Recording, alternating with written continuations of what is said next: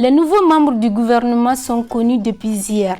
Ils sont au total 25 ministres, dont 4 femmes, avec des portefeuilles stratégiques comme la défense, la sécurité et l'administration territoriale, occupés par des militaires. Le Front uni pour la sauvegarde de l'intégrité du Mali s'est dit satisfait de l'architecture gouvernementale qui a été mise en place. C'est lundi, les détails dans ce journal.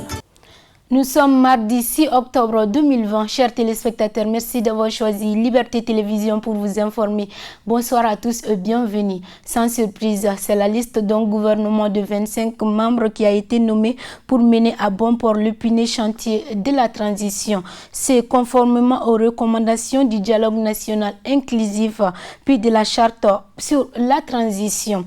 Ainsi, le plus grand absent de ce nouvel attelage du gouvernement de la transition est la classe politique, notamment le M5 RFP, considéré comme le fer de lance des contestations contre le régime d'Ibrahim Boubacar Keïta. Cependant, Jamil Bitar, membre du M5 RFP, met en garde le gouvernement à ne pas commettre d'erreurs. Pour plus de détails, suivons-les au micro de Madina Traoré et Roger Kanouté. Parce que le gouvernement de transition dont lecture avait été faite hier, à l'analyse, nous disons déjà que le chiffre 25 qui avait été annoncé a bel et bien été respecté. Maintenant, quant à la composition de ce gouvernement, effectivement, a priori, les 30% qui étaient consacrés au genre n'a pas été respecté. Et mieux que ça, nous avions encore vu que les 5 premières personnalités de ce gouvernement sont des militaires. Donc voilà à première lecture ce que nous pouvons retenir en tout cas de ce gouvernement. Vous avez constaté l'une des priorités, sinon une demande forte avait été formulée en ce sens lors des événements. Les Maliens s'étaient beaucoup prononcés pour un rajeunissement, en tout cas de l'équipe, mais malheureusement, vous avez constaté que il y a quand même une dose assez importante d'anciens dans ce gouvernement.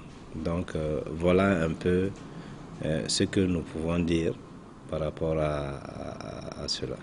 Cette violation, je ne sais pas comment le qualifier, parce que nous sommes dans un état d'exception, parce qu'une transition quand même c'est une exception. Nous ne sommes pas dans un régime normal, qu'on le veuille ou pas, et donc qu'à cela ne tienne, je pense qu'il devait faire l'effort afin que le quota puisse être respecté. Pour nous, la priorité de ce gouvernement est bel et bien connue, parce qu'une transition reste une transition. Les Maliens ne doivent pas s'attendre à un miracle venant de ce gouvernement, parce qu'en 18 mois, aucun projet viable ou fiable ne pourra être réalisé. Et ce que nous attendions de ce gouvernement, c'est que, au fait, nous souhaitons vivement qu'au niveau justement de la Constitution, de la loi fondamentale, que les réformes souhaitées par le peuple puissent être prises en charge. La loi électorale, qu'elle puisse rapidement également être revue, relue. Et également, nous pensons que le fichier électoral qui existe aujourd'hui devrait être repris et pour enlever les doublons et tout ce qui s'ensuit. Et également, la sécurité devrait être la priorité des priorités, parce que sans sécurité, je dirais qu'il n'y a rien à faire. Donc là également, c'est très très important. Je pense qu'ils l'ont compris, parce que le numéro 1 sur la liste est consacré à cet effet. Donc maintenant, il faut plus de justice, plus d'équité. Les gens sont assoiffés.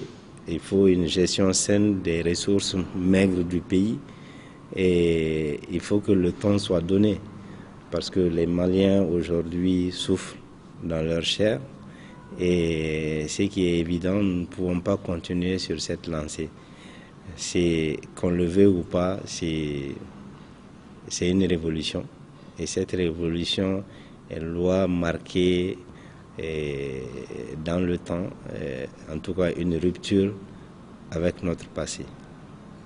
Le mouvement en soi, au Mali, nous sommes champions en tout, hein, et c'est inédit parce que dans l'histoire de l'humanité, je n'ai jamais rencontré un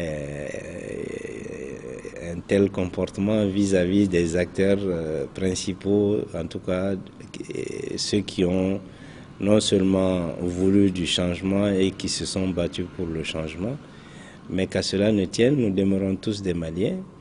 Et je dis aux gens que, bon, le bénéfice du doute va planer, mais il serait très très difficile pour nous, en tout cas de l'admettre que justement le changement puisse se faire sans les acteurs du changement. Ça va être inédit.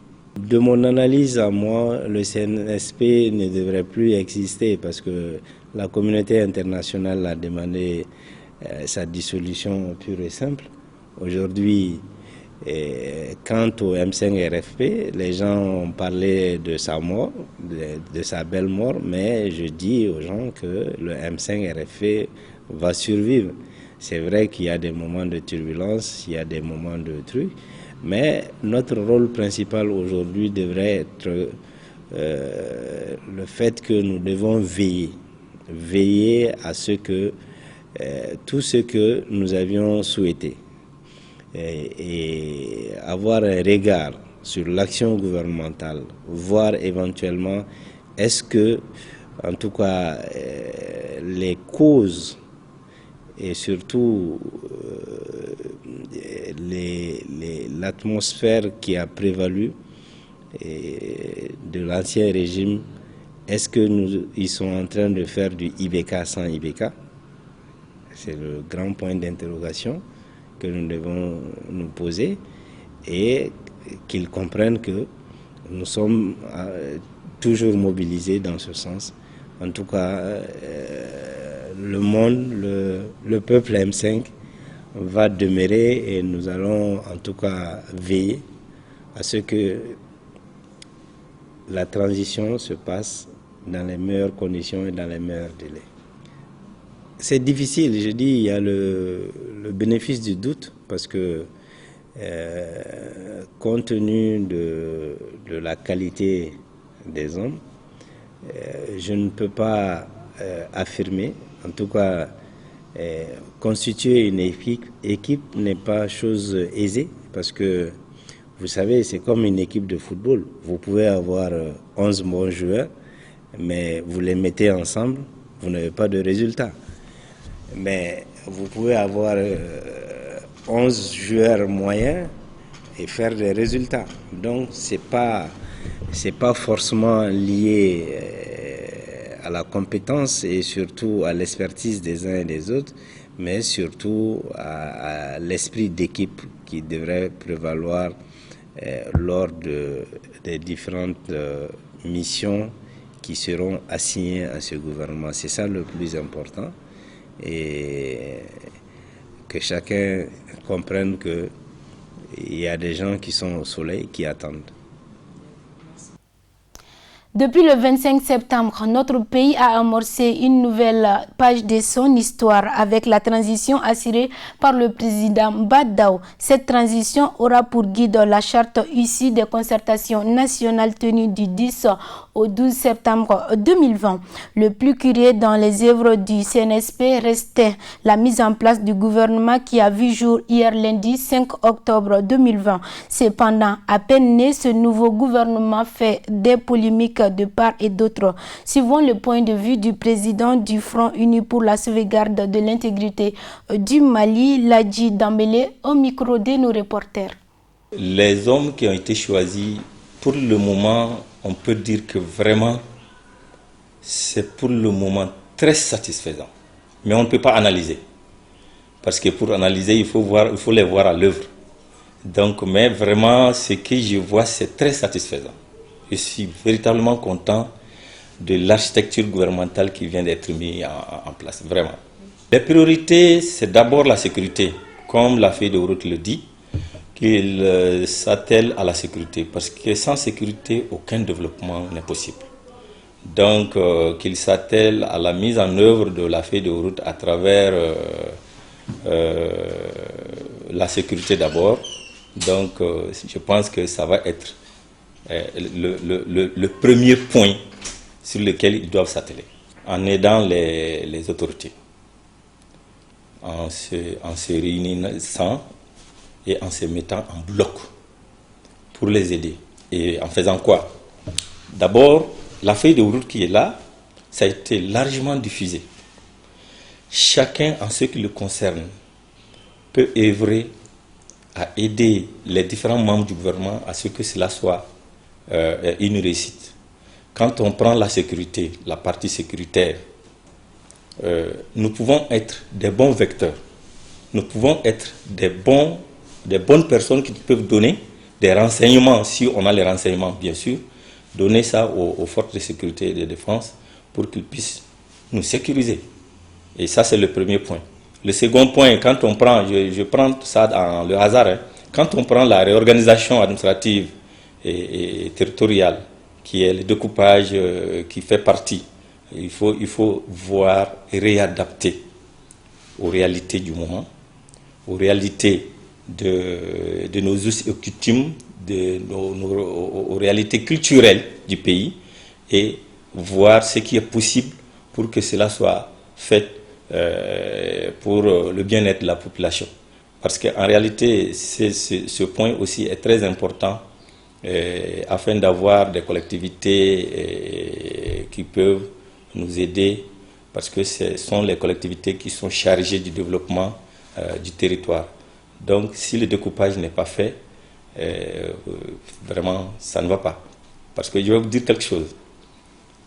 Aujourd'hui, si ce n'est pas seulement les communes, les collectivités cercles, les collectivités régions, jusqu'à présent, il n'y a pas d'élection. Ça, c'est parce que le découpage, si le découpage était bien fait, donc il n'allait pas avoir tout ça. Je ne pense pas, mais je l'espère. Je veux que cela soit. Parce que je pense que si cela est fait, cette transition va être une réussite. Et si la transition est réussie, c'est le Mali qui va en bénéficier. Ce que j'ai ajouté, c'est d'appeler le peuple malien à s'unir autour de ces autorités de la transition pour qu'on puisse avoir une transition réussie. C'est ce qui met fin à notre édition d'aujourd'hui. Merci à vous de l'avoir suivi et bonne suite de programme sur La Liberté Télévision.